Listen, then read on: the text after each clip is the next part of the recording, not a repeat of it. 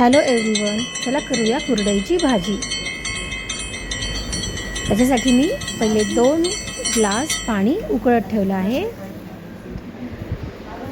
एका कढईमध्ये 2 चमचे तेल टाकायचं। तेल गरम झाल्यानंतर त्यात मोहरी आणि जिरं टाकूया।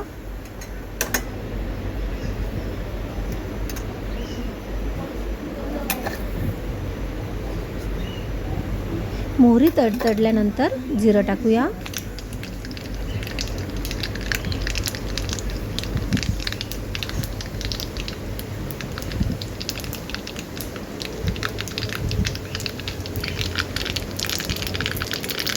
चला, फोडणी झाल्यानंतर आता आपण टाकूया त्याच्यामध्ये कांदा 1 वाटी,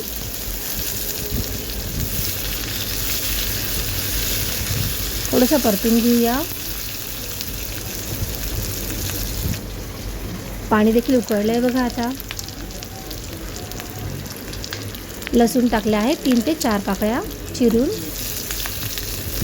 परतून घेतलंय। थोडंसं शिजत आलं, लालसर झालं की आता आपण टाकणार आहोत 4-5 कुरडया ज्या आपण तोडून घेतलेल्या आहेत।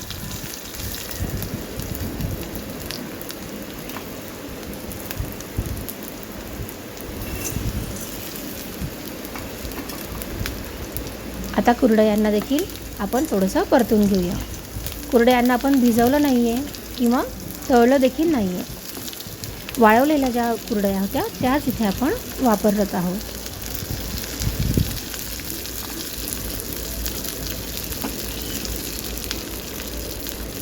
व्यवस्थित परतून घ्यायचं आहे 1 ते 1.5 मिनिट।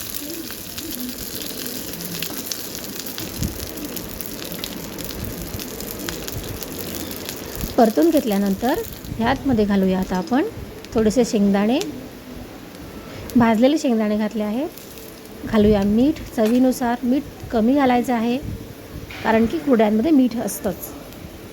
हळद घातली आहे अर्धा चमचा, तिखट 1 चमचा, काळं तिखट किंवा गरम मसाला 1 चमचा, किंचित साखर देखील घातली आहे कारण की कुरडई थोडीशी आंबूस चवीची असते। तर छान आंबट गोड ही अशी भाजी तयार होणार आहे कुरडईची। सगळा मसाला घातल्यानंतरही एकदा परतून घेतलं आहे। छान एकजीव झाल्यानंतर आता आपण उकळलेलं पाणी जे होतं ते घालणार आहोत। सावकाश घालायचं आहे। कुरडया तर पूर्ण भिजतील इतपत पाणी घालायचं आहे। जसं जसा वेळ जातो तसं तसं कुरडया शिजतात आणि ते पाणी जे असतं ते आळून येतं, म्हणजे सुकी सुकी होत जाते ती भाजी। पण कुरडया आपल्याला पूर्ण शिजू द्यायच्या आहेत। एकदा परतून घेतलं आणि झाकण ठेवून त्याला शिजत ठेवलं आहे।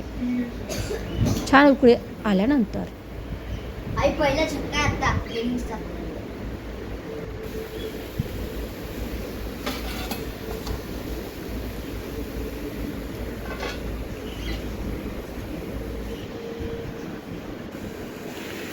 बघा शिजत आलेलं आहे। कुरडई गाळ झाली आहे का चेक करायचं आणि पाणी पूर्ण आटू द्यायचं आहे आपल्याला।